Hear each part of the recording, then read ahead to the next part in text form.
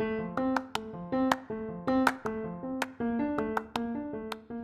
you have ever thought about starting your own podcast, you should check out Riverside. Riverside is an online recording studio that lets you record podcasts and video in studio quality from anywhere. And if you click on the affiliated link in the episode description and you buy a subscription, you will also be supporting the podcast. And if you're going to start your own podcast or you just want to continue to listen to great podcasts, you need headphones or speakers. If you click on the Amazon affiliated link, you can get great deals on headphones and speakers. And if you make a purchase, it will also help support the podcast. Both links will be in the episode description if you are interested.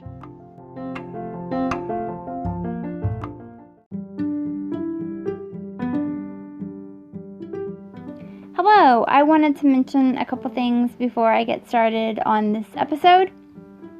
This podcast has merch. I created a store on Teesprings. So if you want to buy some merch that will help support this podcast, you can. On the Twitter for this podcast, underneath the bio is a link to the Teesprings store. The Twitter for this podcast is @HistoryShelfPod. I also wanted to mention that this podcast has a Patreon, and I have tweeted out a link for that. I've pinned it, so it should be easy to find. But of course, you don't have to buy anything or give anything. You listening is enough, and honestly, I am so grateful for every listener. I want to thank you so much for listening. Alright, now let's get into this episode.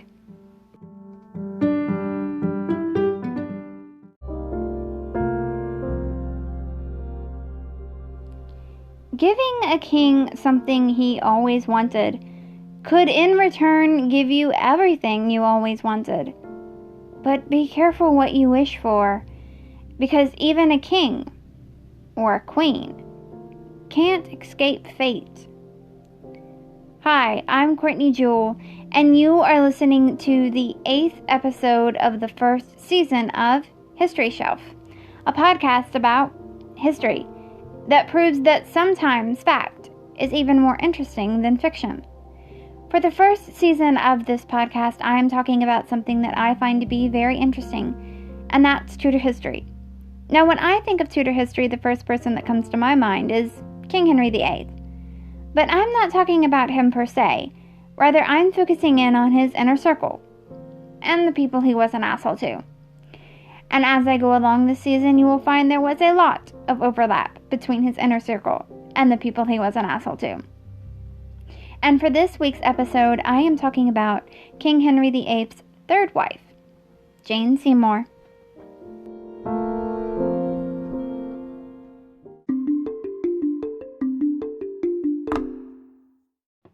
Jane Seymour was born in either 1507 or 1508.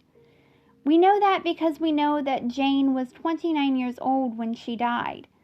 We know that because there were 29 women that walked in succession at Jane's funeral. Each woman represented a year of Jane's life. So Jane was either born after October 24th, 1507, or before October 24th, 1508. We also know that Jane was born in England to the parents John Seymour and Marjorie Wentworth. Jane was their 7th child. They had 10 children in total. The Seymours were a wealthy family. They were direct descendants of King Edward III. Though the Seymours were a wealthy family, Jane was not well educated, though she was excellent at embroidery. Jane was first a lady-in-waiting to Queen Catherine of Aragon and then Queen Anne Boleyn, respectively the first and second wife of King Henry VIII. Though Jane didn't catch Henry's eye at court, but rather at her father's house when he came for a visit. Jane was very timid, so the opposite of Anne Boleyn. But like Anne, Jane didn't want to become Henry's mistress. In February of 1536, Henry started to let his feelings for Jane Seymour be known. He started giving her gifts, including a locket with his portrait, which a jealous Anne Boleyn ripped from Jane's neck. Henry also started to promote Jane's family. If you've listened to the episodes that I did on Anne Boleyn and George Boleyn this season, you're probably having deja vu right about now. And just like when Henry fell in love with Anne Boleyn, Henry had a big problem. And that problem was he was already married. But he wouldn't have that problem for long. That's because Anne Boleyn would be charged with adultery, incest, witchcraft, and treason. And she would be found guilty of all the charges. And she would be beheaded. It is now widely believed that Anne Boleyn was innocent of all the charges. But she was found guilty because King Henry VIII wanted her to be found guilty. He wanted her to be found guilty because he needed her to be found guilty. Because how else would he marry Jane Seymour? After Anne Boleyn was beheaded, Jane and Henry didn't waste much time. In fact, they didn't waste any time at all. Jane and Henry were betrothed on May 20th, 1536, just one day after Anne Boleyn was beheaded. And they were married in a private ceremony in the Palace of Whitehall on May 30th, 1536. Archbishop Cranmer officiated the wedding. As a wedding present, Henry gave Jane 104 manors. At the time of the wedding, Jane was either 27 or 28 years old, and Henry was 45 years old. Jane was publicly pronounced queen on June 4th, 1536, but she was never crowned. Jane's symbol was a phoenix rising from a tower surrounded by roses, and her motto was, "Bound to obey and serve." Jane was strict. Dress requirements for the ladies of the court were detailed down to the number of pearls that were to be sewn into each lady's skirt. And the French fashions that Anne Boleyn loved so much, well, they were banned. Jane mostly stayed out of politics, although she did ask for pardons for the participants in the Pilgrimage of Grace. The Pilgrimage of Grace was a revolt, a protest of Henry breaking from the church. And even though King Henry VIII claimed to love his wife very much, he wasn't going to have her tell him what to do or how to rule. When Jane asked for the pardons, Henry reminded her what happened to wives that meddled. And then Jane didn't meddle anymore. At least, not in politics.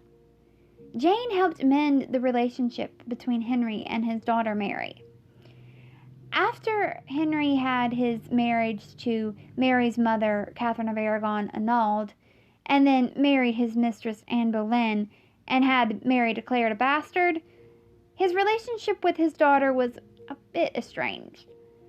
But Jane helped repair that broken relationship.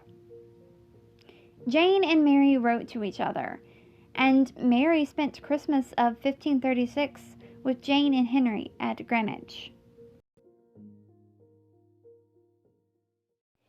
In 1537, Jane Seymour finally became pregnant. It was announced in May of 1537. King Henry VIII was elated. He couldn't wait to meet the prince that was growing inside of his wife. While Jane was pregnant, Henry gave Jane anything and everything that she wanted. She had a craving for quail, and Henry got it, even though it was out of season. And in return, on October 12th, 1537, Jane gave Henry everything that he always wanted.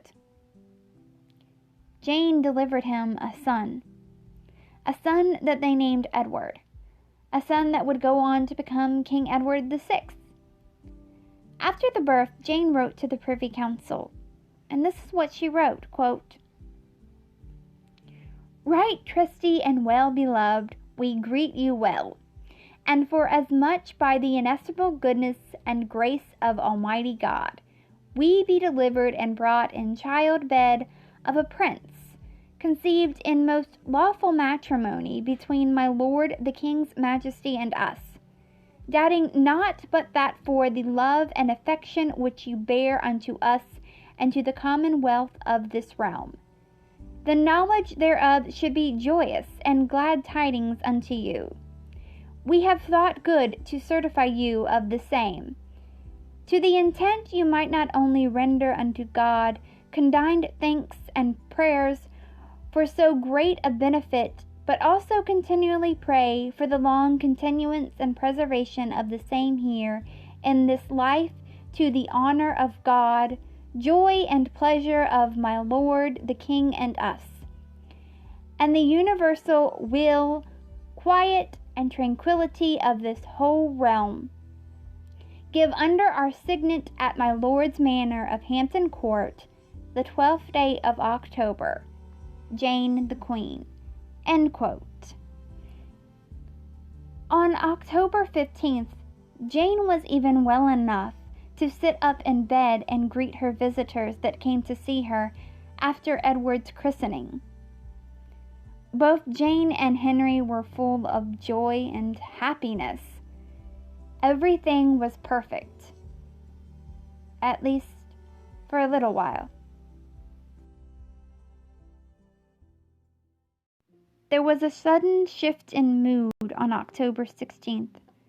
Jane became sick, but the new mother was well the next day.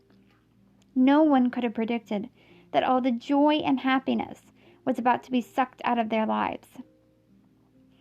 On October 19th, Jane became ill again, and as time went on, Jane's condition quickly worsened. By the evening of October 23rd, it was plain to see that Jane Seymour did not have long to live. King Henry VIII was summoned to Jane's bedside, and at 2 a.m. on October 24th, in London, England, Jane Seymour, who just 12 days before had brought new life into the world, took her last breath.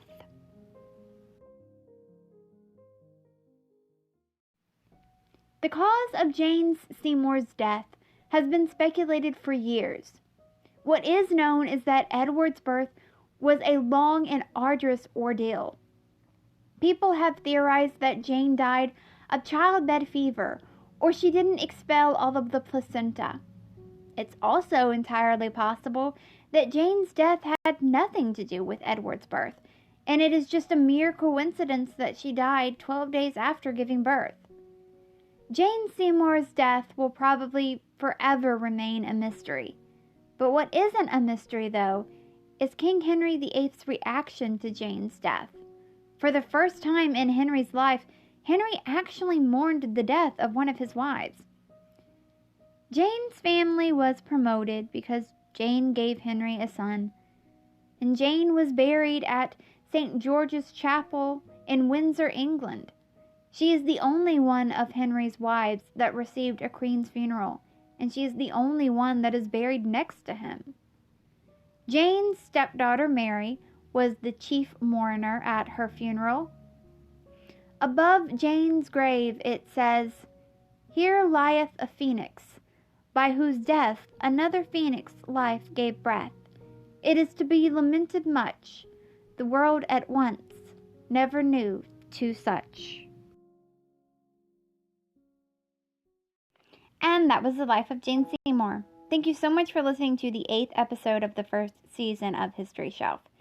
There are 15 episodes planned for this season. Next week's episode is going to be about Anne of Cleves, King Henry VIII's fourth wife. I hope you come back for that. I wanted to mention a few things before I go. This podcast has social media. The Twitter for this podcast is at History Shelf Pod. If you have any suggestions for future episodes or seasons of this podcast, or if you have any questions or comments about one of the episodes or about the podcast in general, just send me a message. I would love to hear from you. You can also contact me on Instagram. The Instagram for this podcast is at history_shelf_pod. Each week I post pictures of the people that I talk about and sometimes the places that I mention on this podcast's Instagram. I also wanted to talk about the merch that I created for this podcast. There are a range of items that you can buy that will help support this podcast. There are some apparel items, there are stickers, there's a tote bag, a poster, and a pillow. Most of the merch just has the artwork for this podcast, but there are a few other items. Like I created a sticker that has a quote from the Anne Boleyn episode that says, "Maybe King Henry VIII was just an asshole." I have a poster that was inspired by the Thomas More episode that says, "I love you like King Henry VIII loved Sir Thomas More, ... before he had him beheaded." And there's just a couple other items like that that were inspired by some of the episodes that I've done this season. If you want to check it out, I would greatly appreciate it. You can go to the podcast's Twitter, and underneath the bio is a link to the merch store. I also wanted to mention the Patreon that I created for this podcast. Please don't feel obligated to give. It is just there if you want to. But there are some perks that come along with becoming a Patreon. The first tier is I will send out a thank you tweet to you, and that is $1. For $3 a month, you get to vote in a poll that will help me choose the next theme for the next season of this podcast. You also get the first tier. For $20 a month, you get a handwritten note of thanks from me, plus the first 2 tiers. And then for $40 a month, you get to choose one item from the merch store, plus the first 3 tiers. But as always, you listening is good enough, and this podcast is always going to be free. And there are some ways that you can help out this podcast for free. One is to continue to listen to this show. Another is, if you are listening where you can rate this show, please rate this show 5 stars. And also another way is if you share this podcast on social media with your friends and family. That would help out a great deal. All right, well, until next time, keep learning, keep loving history, and come back for next week's episode. Bye.